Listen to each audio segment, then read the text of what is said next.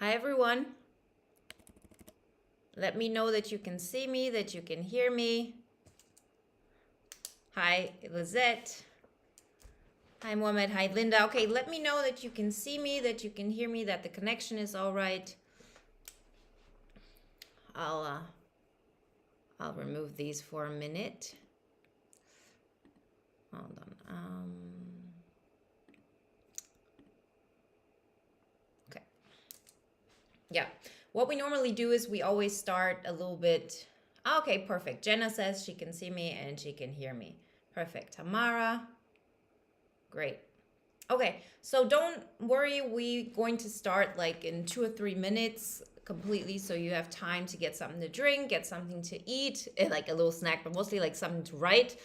And then today we're talking about, the Infj Epic Life, the 5 pillars. Hi, Jadib, Mr. Goodwrench. Hope you're all doing great, Jennifer. Möge.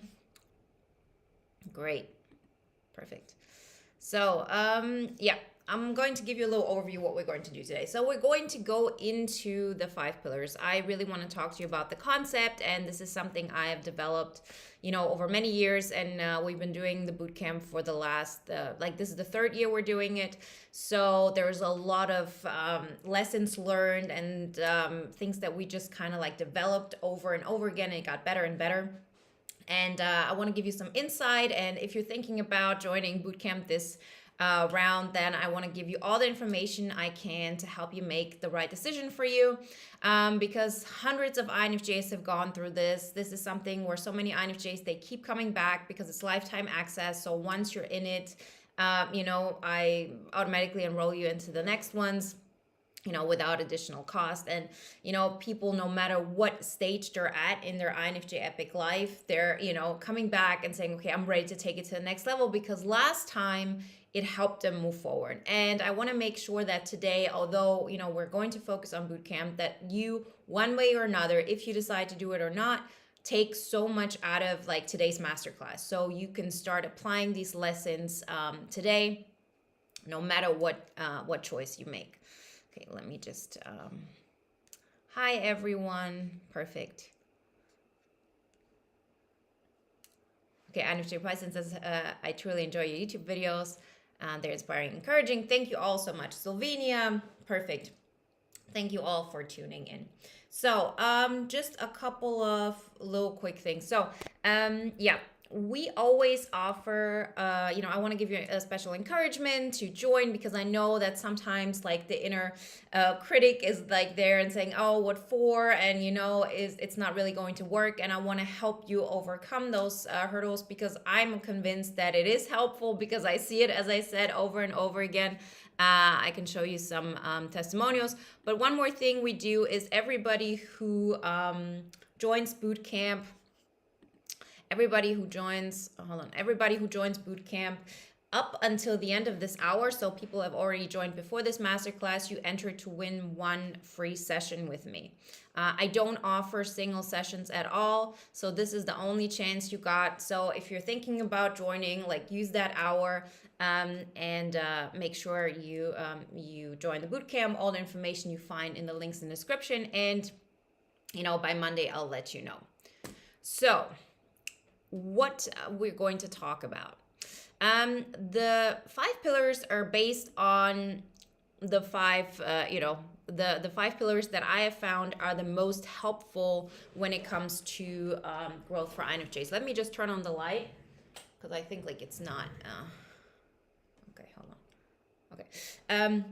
So the 5 pillars are based on the areas that I have found are most important for INFJs and their growth. So these are areas that we have just developed over time and seen, okay, this is particularly important and particularly efficient for INFJs to work on those aspects. And, pillar 1 is all about like physical energy management. I'm going to go through them just quickly. And then of course we're going to be open for questions. So don't think this is just going to be me teaching. I'm going to do that as well, but I also encourage you to ask your questions, and we're going to answer them. I'm going to discuss them and help you as much as I possibly can.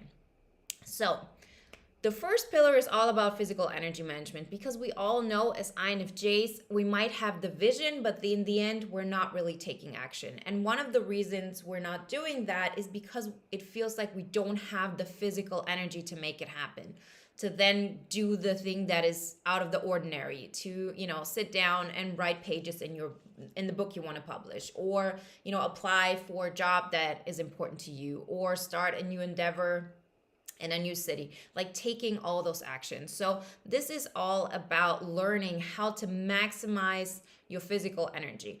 I always say, like, for example, if you people don't want to work out, specifically INFJs don't want to work out because it's like cool to work out or it's healthy to work out. For us, if working out falls into physical energy management, which it can, there are different ways to doing that, it's because we want to improve our energy. So energy should always be the main goal. How can you maximize your physical energy? Because you need that energy to really make that shift. And we as INFJs, we have SE as our last function, meaning we're never going to be that strong in it. But that doesn't mean that it's not important, right? Because you will see how important it can actually be. If we maximize it to the most that we can do that, first off, we feel good because we know, okay, I'm actually putting all my effort into this, but of course in a way where it doesn't overwhelm you. And then you say, okay, now with the energy that I do have, I'm going to tackle the other areas. So it's all about maximizing energy, but also to minimize those things that are draining energies. So that are draining our energy. So that means on the one hand, improving our sleep, improving our environments, to really focus on the right vision. So you're actually focusing the energy that you do have on the right direction. And then it's, of course, removing clutter from your life altogether. It may be clutter through people. It may be clutter from your life, like circumstances and your house altogether. So this is a really important aspect, and we work on it at least one session, if not even a session and a half, in the six sessions that we do in bootcamp, because it's so important and it really opens up so much in this area. So do you have questions in that regard? Let me see what I have here. I see Vicky. Let's see. Okay, hold on. To be eligible for the drawing, do we sign up in the next hour or the hour after the video ends? So it is within this hour, and everybody who signed up until now. So it's until 51 more minutes. So he says, what should INFJs do when they lose life purpose? So these are also things we learn in bootcamp, because the thing is this, once you have the energy, once we start actually taking steps in relationship management, wealth management, vocation, we work on priority management, those are the other pillars, you actually see how it becomes clear what your life purpose is. So often when we don't have much energy and we're put into this little box and we're working on default mode, you don't even know who you are. The more you start taking actions towards the person that you actually are, so you get more and more in alignment with yourself, it just becomes clearer. It's then so much more obvious that you need to, pursue your goal in becoming a writer, or moving to another part of the country that is more in alignment with what you believe in. There's so many aspects. So the great thing about when you lose life purpose is not to wait and to say, okay, something has to happen, it just has to make click. No, you take action towards the right things for you, and it becomes clearer and clearer. And this is something this is not something I think, this is something I know.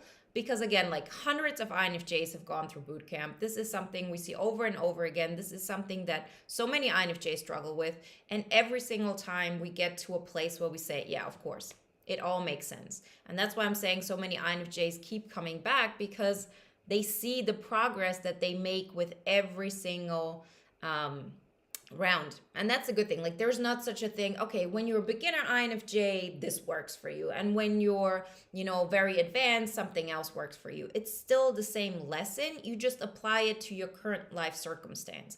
And you also pick up things differently, right? You only see things as deep as you can at that moment, because we all have blocks and we all have limiting beliefs. And with every single time we overcome them, we move forward in life, because I'm all about taking action as an INFJ in particular. And then you automatically, at the next time you're there, you just look at it from a different perspective. You're already at a higher state. You have way more energy. You're able to push so much faster towards your goals. And you'll see when we talk about this, it really is all about, like, it is an exponential learning curve. So it's all about like getting yourself to a place where you do make progress, where you feel like you have control over your life. And once this happens, it like just goes really quickly. That's why the steps that we take, they seem rather small. So for example, with physical energy management, one of the things we love to do is talk about improving our sleep. And there are people who join and they say, I go to bed at 2 a.m., I have FOMO, and I don't have enough sleep. So how can I actually get anything done? And then what we do is we actually set up a plan for that person to start going to bed 1:30, 1:45, something like that. We're not making big changes. It's those small changes, because what happens in your mind is that you learn, okay, I am somebody who takes control of the situation. I'm not overwhelming myself. This is not about discipline. This is about creating a new identity in a way of I show up for myself, and 15 minutes is doable. But once you're able to control yourself for 15, like to go to bed 15 minutes earlier, and you can keep up with this for like, a couple of days, a week, it becomes that much easier to then say, okay, let's go another 15 minutes, or let's go half an hour. And before you know it, you've actually reached a new normal that is like 11, and it's, no problem for you whatsoever. Like, this is not supposed to be hard work. This is supposed to be, steady, like long lasting results that really anchor in the new identity that you're building and like the places that you want to go to. And I guarantee you, it's just like an incredible feeling to know you do have control of this, right? This is not, oh, I'm an INFJ, poor me, I just got unlucky. And and that's like for me also the most satisfying thing to see with so many INFJs, like making those transitions and having like those transformations. Okay, so the main here, Musa asks, is the main bootcamp online or need to actually be there? So the bootcamp, it consists of video lessons, and you also have handouts. But most importantly, we have once a week teaching sessions with me. So it's the same format as you see it now. But it is private, so you can't access it unless you're in the bootcamp. You can, of course, rewatch it. You can rewatch this, by the way, anyway, if you're in the bootcamp.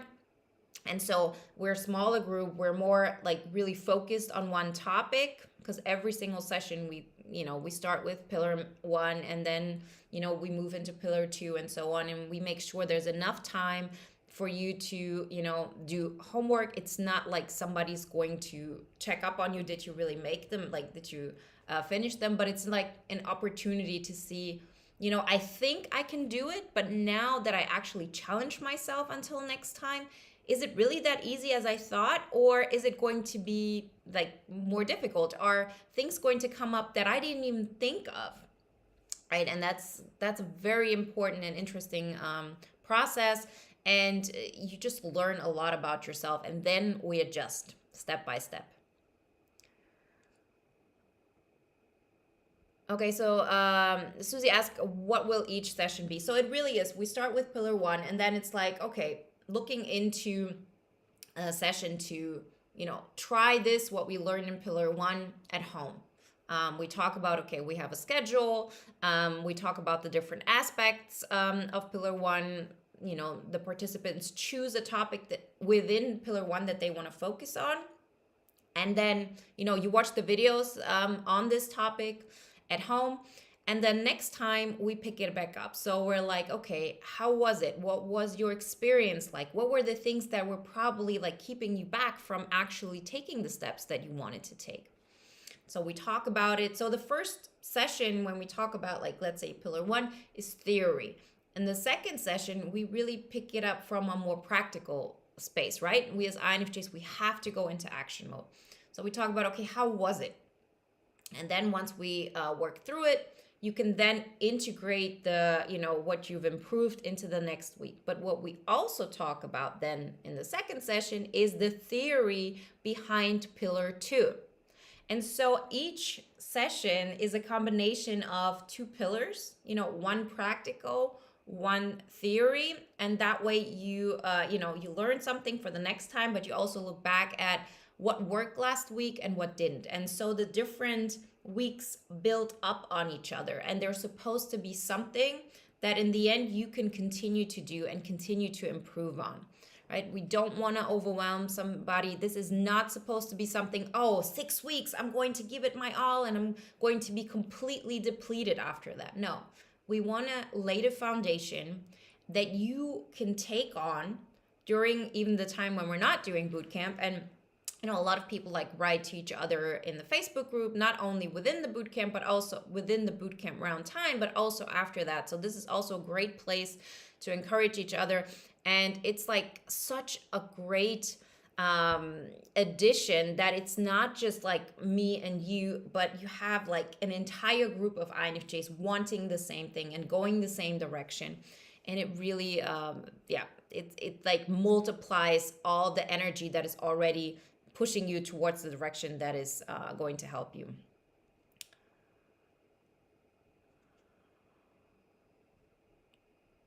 Okay, we will talk also about the content, but this is also important. Okay, will the bootcamp cover anything outside what has already been covered in the audio guide? So the audio guide and the bootcamp are really separate. They are complementary to each other.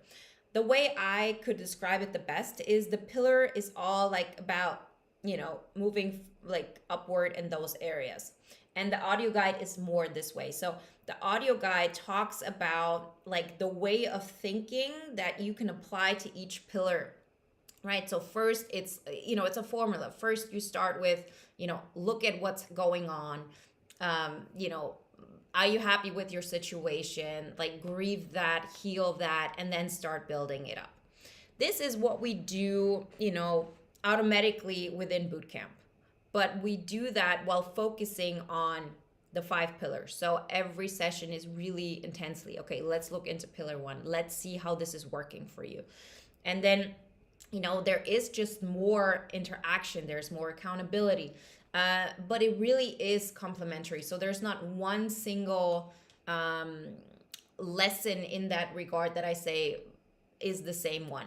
So they really work together, but they are, they're additional to each other. So it really is more, it broadens the whole thing if you have both.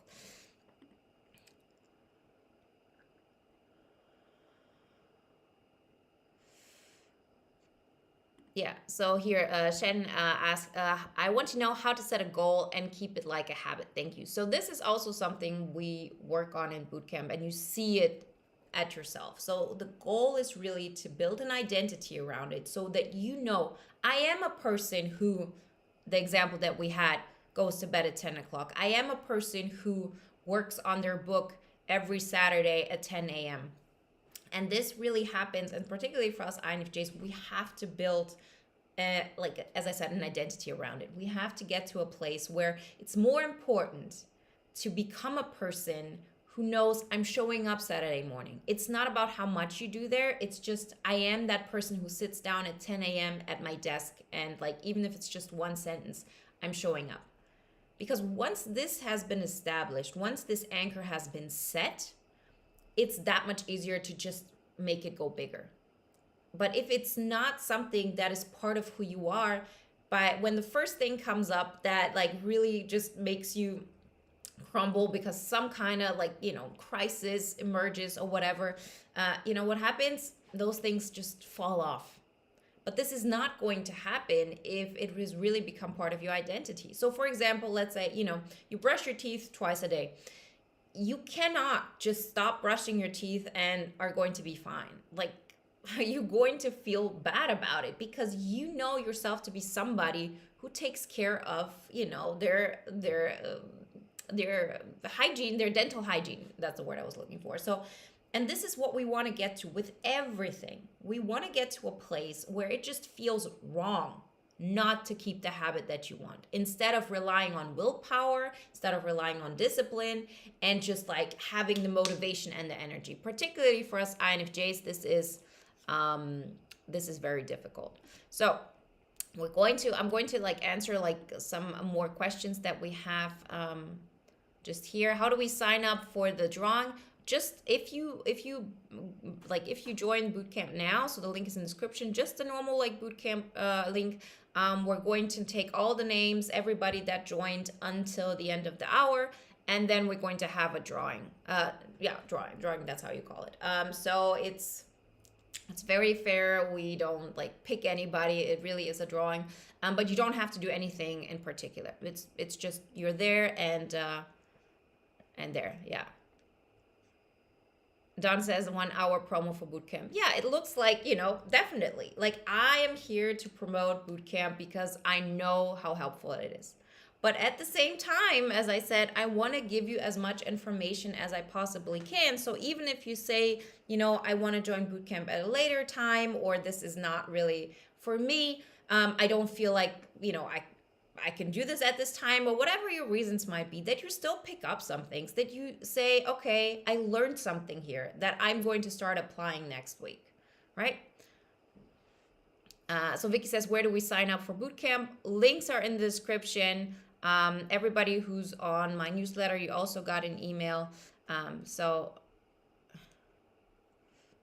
Yeah, Hida says, how can you get outside of your mind? This is exactly like tasks, like really anchoring yourself into reality. And when we have like the habits that become part of our identity, it becomes that much easier.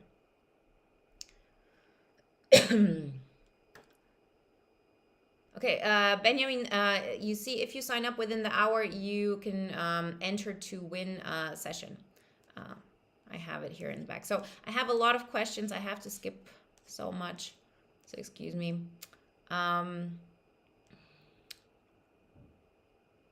Okay, Jake says, thanks for being a role model for fellow INFJs. Thank you so much.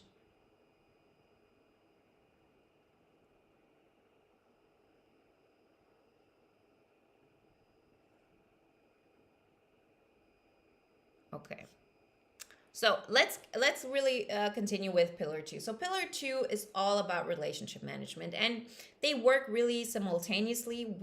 We're going to work on it after we start with pillar 1, but all in all, relationship management is like the mirror to how you see yourself, how you see your life, and those are the things that either drain your energy or they give you energy. All kinds of relationships that you have. So this is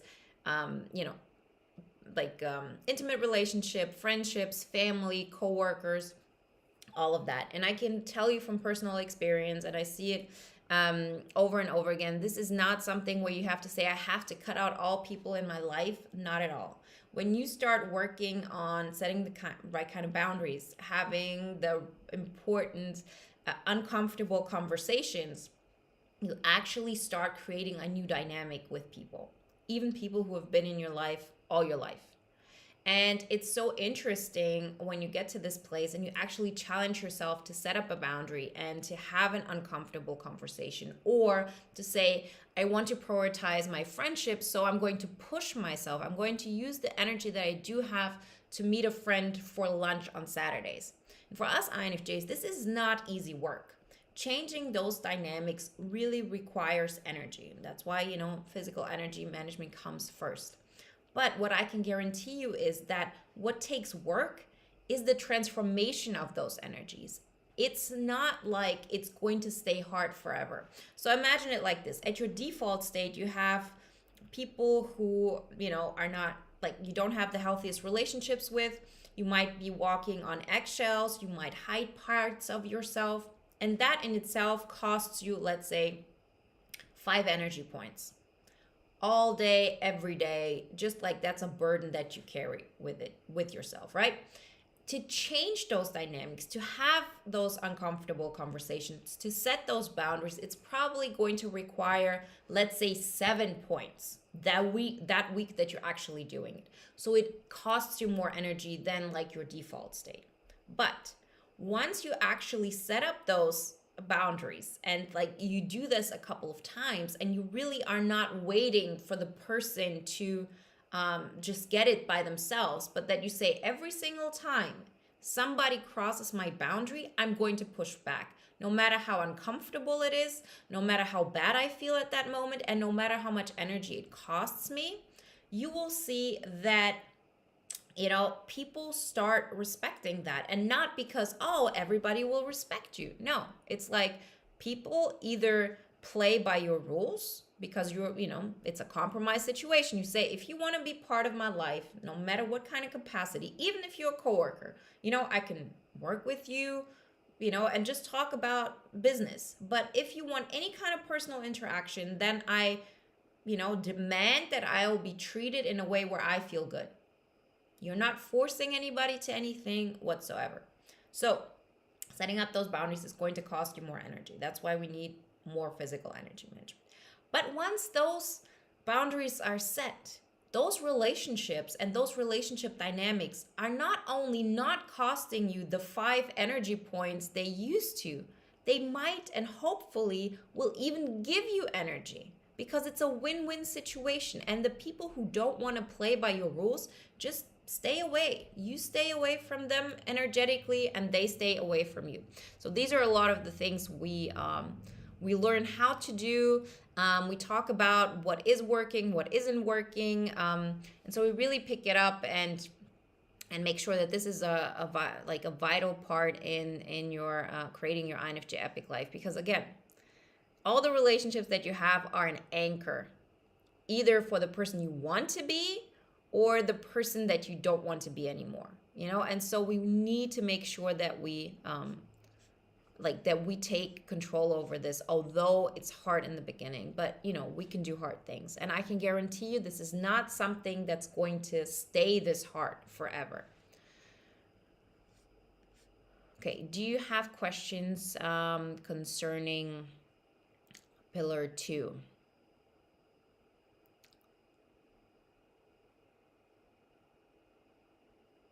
Here, okay, so the viewer is, why do our relationship get distant after we get close to somebody? Most of the time because we get close on their terms, meaning that person doesn't really know so much about you. You're not showing them your strengths. You're not showing them maybe more selfish parts, or the parts where you feel like, oh, if I would show them to the other person, they would feel uncomfortable. So it's all like, I want to give you what you need, right? And at some point, your real identity just shows up, and that scares people because they haven't seen that before. Or maybe that's, it shows them a mirror of who they are deep inside, and they're not able or willing to look at that yet. What we learn here, though, is that it's all about being yourself all the time, and not waiting for somebody to sort of get it. And it's not easy. And I'm not here to tell you, oh, I've completely mastered this. This is a process, right? We're all leaning into this. But the point is, when you meet somebody new, for example, that you don't shy away from showing your strengths, that you don't shy away from actually, beaming your energy as much and as brightly as you possibly can. Because all our life we've been taught, oh, we have to keep it small. We have to make others shine. We don't want to look like we're all about ourselves. When in the end, it's just, we don't feel like we deserve to put our attention on ourselves and to be proud of who we are.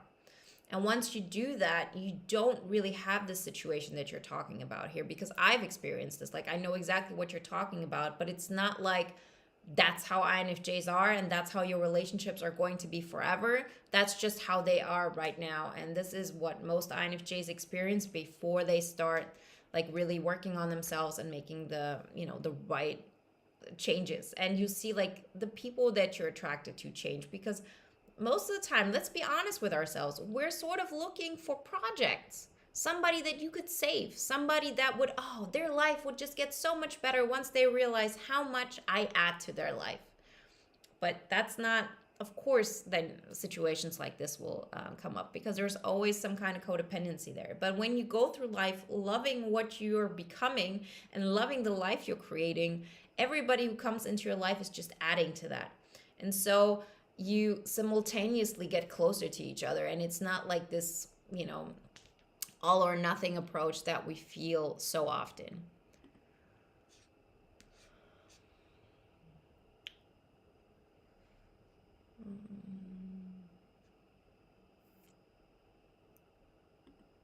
Oh, here, like say, also say, how to attract people that are on the same exponential growth as us. You just like do you.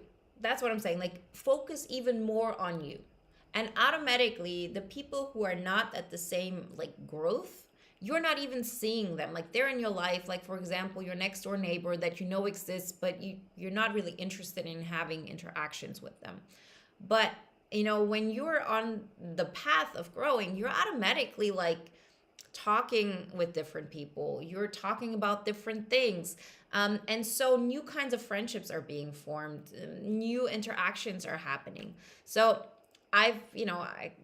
this has really been like one of the most interesting transformations for me, is like how I'm just completely attracted to different people on a friendship level, business wise, all of that. It just really, really changes. And the dynamics that I do have, because I still have friends that I've had all my life, they are just on a different level. They're just as loving as they were before, but on different, like you connect on just different levels.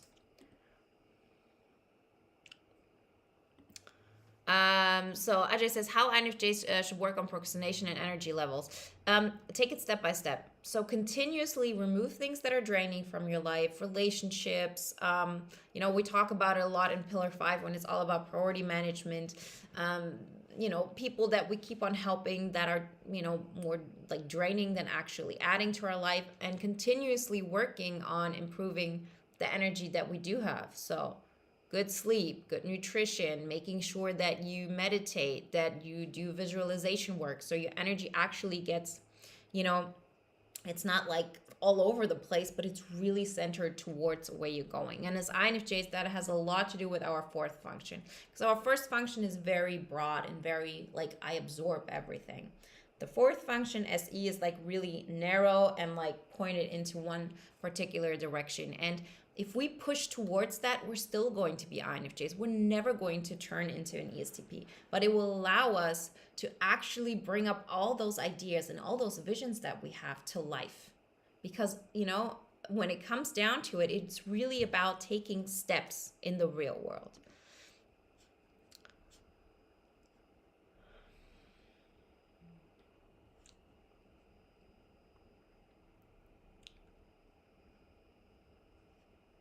Let me see. Okay.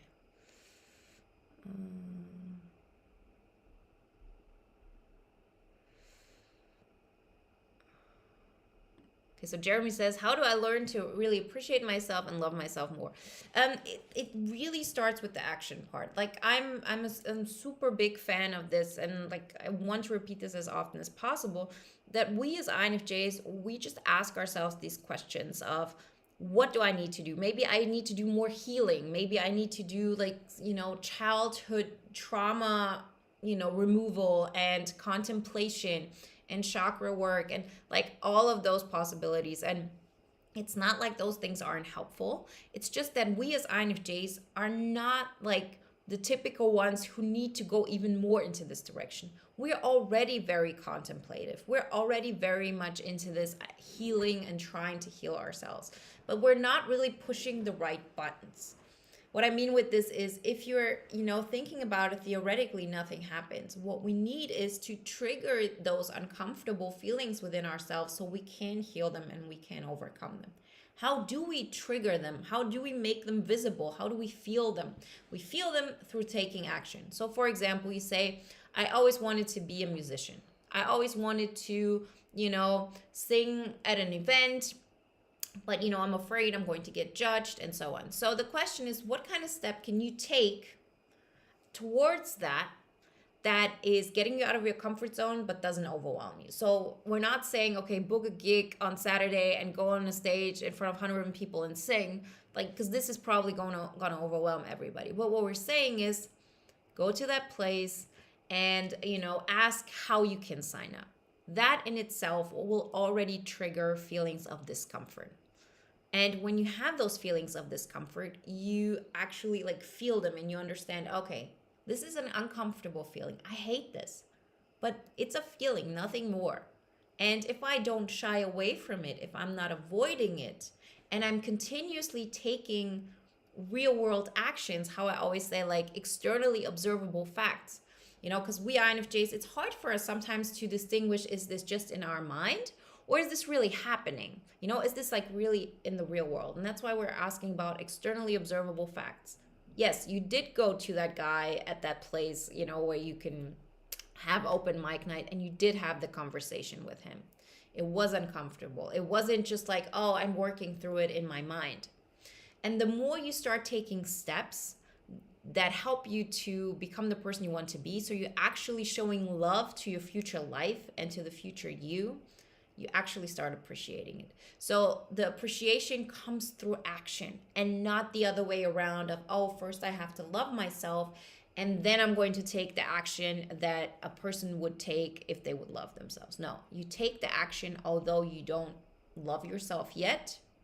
Externally observable facts. That's why we say do it in relationship management. What would a person do who loves themselves? They would set that boundary with their sibling, for example. They would have that uncomfortable conversation with their boss. They, stuff like this.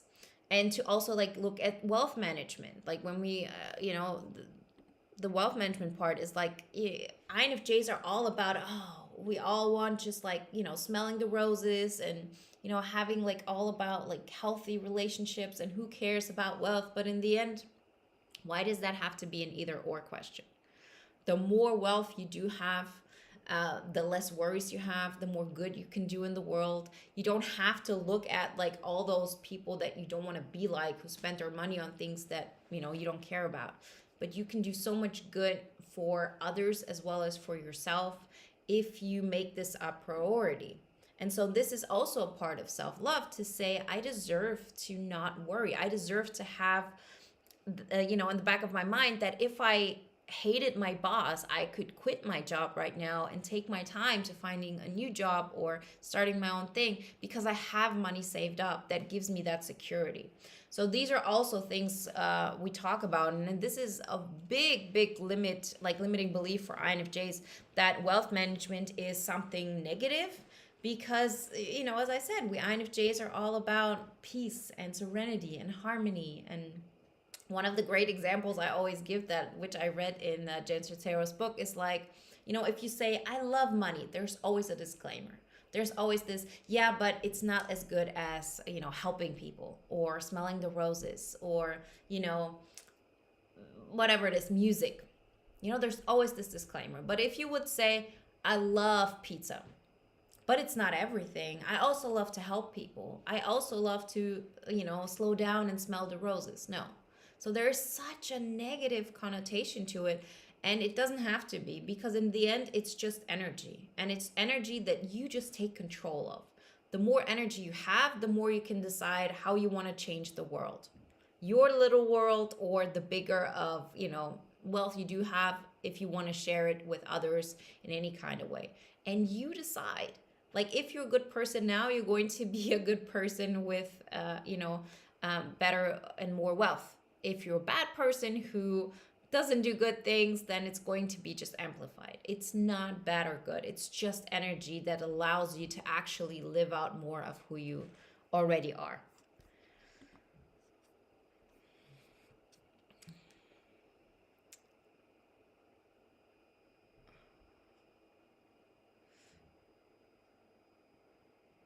Okay, so my Sarah says, how would you like to advise INFJs on managing finance? Well, this is again like something that we learn. On the one hand, we really start setting goals. Like for INFJs, this is super important. That you say, I'm going to have a savings goal. I'm going to maybe have minimize my debt or becoming debt free goal. I'm going to have an income goal. I'm going to have a goal of what would I want to do with more like income, because if you don't have, a reason for it, you're not going to do that.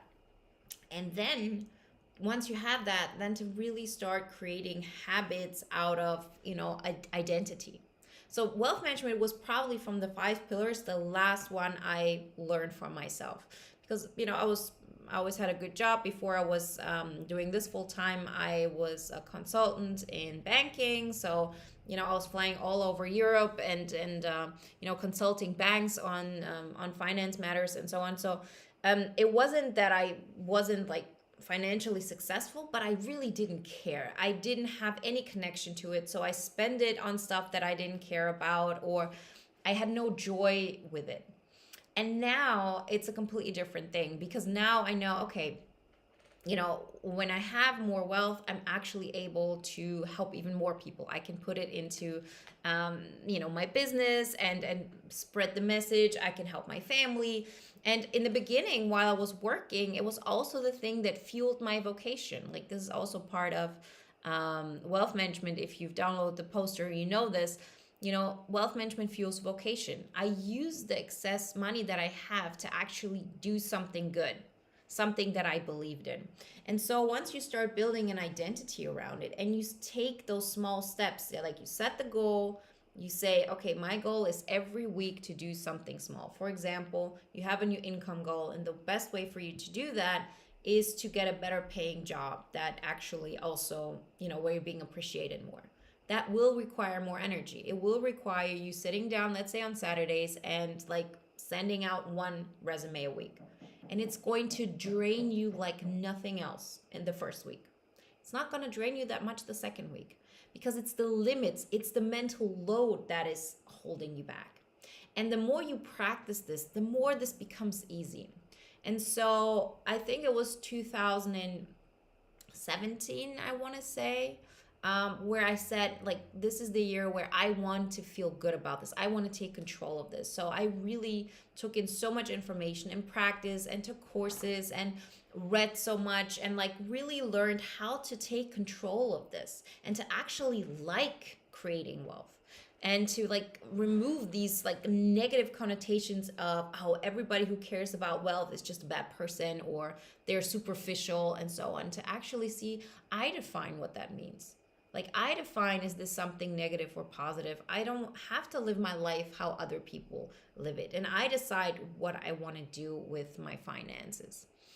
And once you do that, you really start taking those steps, and you see how it becomes easier and easier. And it's like really a dynamo effect. And like, it's an upward spiral that just gets like, it just goes faster and faster. And it's an exponential growth. I think like those are the things we talk about when it comes to wealth management. And we really look at, okay, let's try it out this week. You know how we talked about, there's a theory part and there's a practical part. So people actually like, go home and they say, am I actually taking the steps that we talked about this week? And if not, let's talk about it. Let's talk about what's holding you back. And we work through them. And then you switch your mindset around it, and then it gets like that much easier. And you say, okay, if that step was too big for me, I'm just going to take a smaller step. It really is about the trajectory of where you're going, not so much like where you are right now, right? It's more like, am I on a trajectory on making this like better?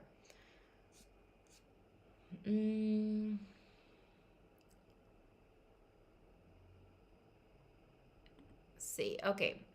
So Joe says, how do you stay focused on your goal even when you face setbacks, specifically financial setbacks? I have yet to be financially stable and independent, also getting rid of addiction. So financial setbacks is all about expecting them. So I always say it's 3 steps forward, 1 step back. There's no way you're going to have you're going to have just everything going up. Like, if you see a successful person, that person has always failed more times than, an unsuccessful person has tried. But it works like this: failure, failure, failure, failure, failure, failure, failure. So although there's always a setback, you continuously rise. And if you expect there to be a setback, you completely take it from a different perspective. Because right now, very often it's like this, because there is a setback, you identify as somebody who's not good with money, right? And when this identity gets like, repeated over and over again, it's like subconsciously you believe that, and you take steps that just prove that over and over again. But our goal is not so much for you to be financially stable and financially independent. Our goal is for you to become somebody who's working on being financially stable and working on being financially independent. And that's a huge difference, because if you work on being financially stable every week, as in at the beginning of the week, or let's say at the end of the week, I get my paycheck, I'm always putting 10% to the side. That is who you are then. And this is the identity we want to build around. So when setbacks happen, they don't really play into how you feel about yourself, because you're not basing your self identity or your financial identity on how stable you actually are. As in, oh, I've reached, like, I'm debt free, or I've, reached that income goal. But you set it on, I've accomplished this week. Like, I won the week. I said those things in the beginning of the week. I did it, and I won this week. Like, I am the person I want to be. And if you focus your identity on that, and you continuously repeat that, it happens on autopilot. Then you start loving yourself for being somebody who's working on being financially stable and financially independent. And guess what? That's when you turn financially stable and independent. And this is, like, for INFJs, super important, because the way our mind works with introverted intuition and introverted thinking, it really is all about how we see the world and how we see ourselves within that world. And if we see ourselves as somebody who's continuously working on their finance game, we're going to take these actions, because otherwise we don't feel good about it. Like how I said it in the beginning in the example with brushing our teeth. We wouldn't feel good about ourselves if we wouldn't brush our teeth. So of course we brush our teeth. That's just what we do. And it's also like, of course that's what you do. You enjoy saving money. You enjoy setting things to the side. And like, then it's easy. This is not supposed to be hard. This is not supposed to require discipline or tremendous willpower. In the beginning, yes, it requires more energy, but it's still something that's supposed to make you feel good, like the moment you start. This is not about, like, just making sacrifices for 10, 15 years and then maybe you can live.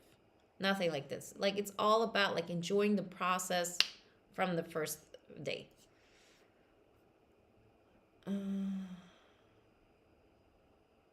Okay, Jeremy says here, hold on. I'll go to the last question, but let me see. Vic says, I want to understand more of why I do what I do. Why do I allow others to cross boundaries, or why do I self-sabotage? Hold on, I can read this, or and so on. So this actually, like, you learn this from like just taking those actions in the beginning that I talked about. If your energy is, let's say, here, as an example, let's make it just like a little bit more visually. So your energy is here. That's how much energy you have. And then somebody comes along and they just exude energy, and their energy is like over here. So your energy is here, and their energy is there. Once you're in their presence, they overwhelm you. What they want becomes more important to you than what you want.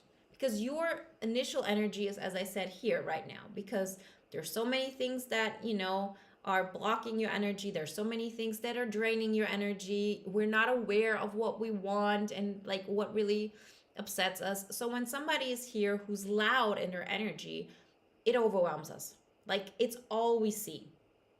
And so we're much more likely to continuously take steps of allowing people to cross our boundaries. It becomes easy.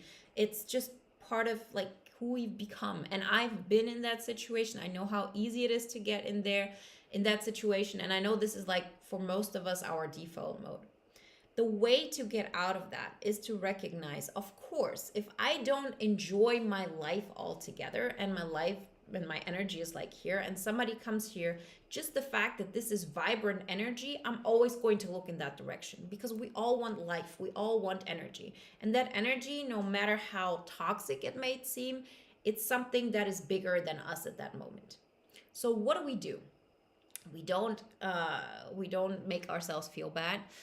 We don't say like, how could you, let that person cross your boundary. What we say is, though, I'm going to work on improving my energy so it becomes easier for me, like, to disregard this person. I'm not going to be able to disregard them right away, but maybe, let's say 10 out of 10 times I'll let them cross my boundaries. Now I'm going to be able to, 1 time out of 10, keep my boundaries. And I'm working on myself. I'm putting energy into my wealth management, into my vocation, into my relationship management. I work on having energy all together. I improve my priorities. What happens? Your initial energy rises. So here's the other person, right? Your energy rises. The higher you get, the less you're going to care about this person, the less you're going to care about their energy, because you yourself are already fueling yourself. And once you're at this level, this person is going to be completely uninteresting to you. So I'm not saying, like, because, sometimes these are important people in your life, right? I'm not saying you're going to be mean or anything like this. Not at all. It's just that you can rationally decide, do they treat me a way I want to be treated? And if not, I'm going to set up, like, saying, like, it's going to be easy for me to set boundaries, because now it's not like this overwhelm of energy, which is like a wave that just makes me fall to the ground. Nothing like that. You're actually bigger than that energy. You're not trying to understand that person. You're overstanding them and their energy, right? And that's how it works. That's like, it's not like some people are better at, like, protecting the boundaries and others are not. No, it's just like we actually take more and more control of our energy. And by that, it's just easier to understand what was going on over there, because it's not like keeping our attention. Our life just continuously gets better. And so for anybody to come in our life, it has to be because it adds to our energy. And with every step that you take towards alignment with yourself, it just gets easier and easier to see that.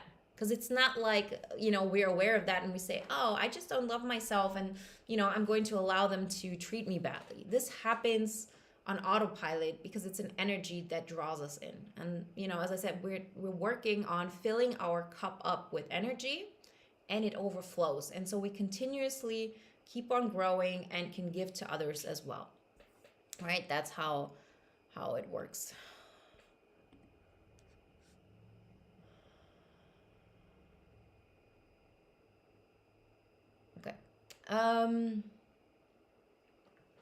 Let's talk about vocation. So vocation is all about, like, your passion in life, your purpose in life. And for Infjs, this is extremely important. Like, there's so many, books and courses on personal development and things I've been a part of that have really helped me. But vocation is really one of those things that is like, as a second afterthought. First build your business, then, you can think about what is really your passion, or, like, everything is good. And then you can think about, something philanthropic. For us INFJs, this is vital. This is not something we do when everything else is taken care of.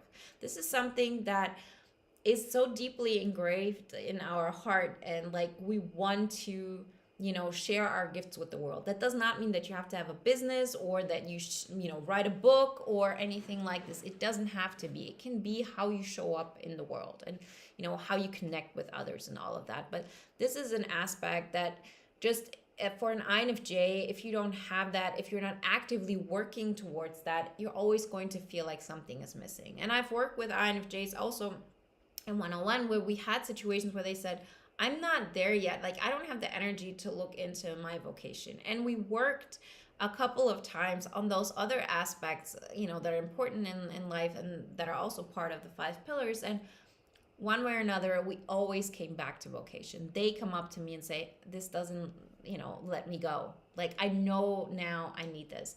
Because, like, yes, it can be buried under other worries, right? But once you like just remove them a little bit, vocation always shines through. And what we learn in boot camp, and what I want you to take away now as well, is that it's so important to also think about how you want to be seen while you're doing this.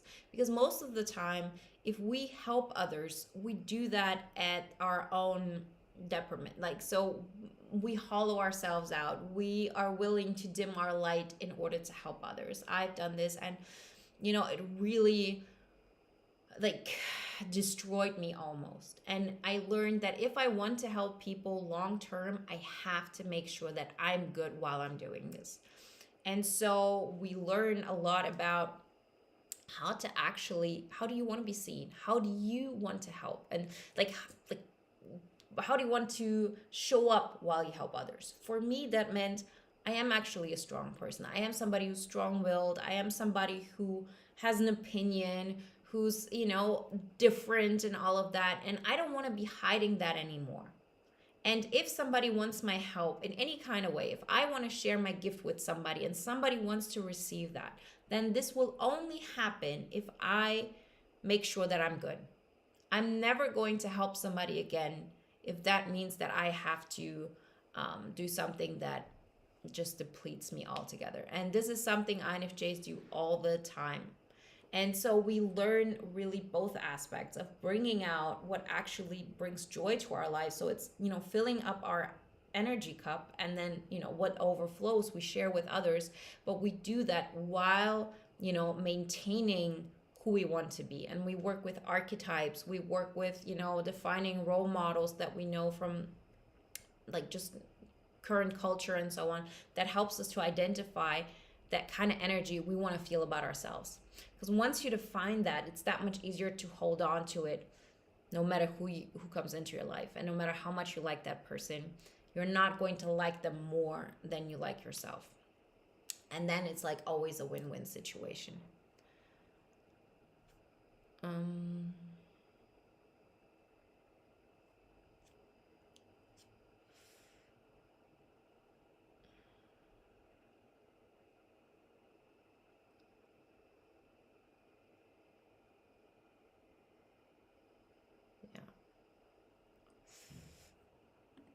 Okay. So let me give you some last, just thoughts on pillar 5, priority management. Priority management, the one, it's a big topic in itself, but you'll see that even if everything else is already in a good, you have that in your life, you're working on your relationships, you make sure your wealth is there, your vocation. If your priorities are not set correctly, and this is not like a yes or no question, it's always a leaning into part, you can lose so much energy and time and just spiritual, whatever it may be, if you're focusing too much of your attention on things that are draining than the things that are uplifting you. And it's hard to distinguish that sometimes. So the main lesson that I can just give you quickly here is to always distinguish between important and not urgent versus urgent and not important. What is urgent and not important? Doing laundry, for example. What is important and not urgent is you working on your book. So comes weekend, what are you normally doing? What's the default thing? We're doing the thing that is urgent but not important. So we do laundry, and then we go to the grocery store, and before you know it, it's 4 p.m. and then you don't have energy to work on your book anymore. What we work on is to always prioritize what is urgent, what is not, what is important and not urgent, over the things that are urgent and not important. Because if you make sure that on Saturday mornings you work on that book for 1 hour, even you don't have to do much, but that's always there, you're always going to do laundry. You're always going to go to the grocery store, because these are things that are so urgent to you that you're not going to neglect them. And this was just a quick example, but you see this applies to all areas of your life. And if you apply this into your habits, into your structure, into your schedule, and we work also with creating a schedule that works for you, you see how that makes a huge shift. Because there are things that are urgent and important, paying your rent, right? Easy. Those things you're not going to forget. Those things you're not going to deprioritize. So urgent and important, not so hard to know if what is like right and wrong. Not urgent, not important, like watching TV. You also know, that this is something you shouldn't do. We might do it, but it's not something where we have uncertainty of. It's those middle ones of it's urgent and not important.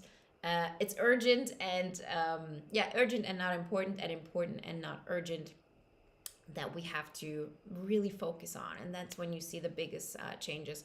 And for us as Infjs who have like a tendency to really create an identity and like have emotions connected to that, we are so much like, it's so much easier for us once we get it and we start creating an identity around it, and we start getting excited about being somebody who prioritizes the things that are urgent and not important.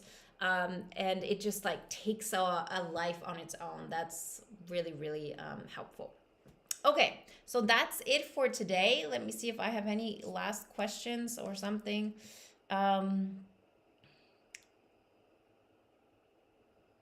Okay, I don't see anything like here right now. If you have any technical questions or anything that still unclear, write us at info@wenzes.com.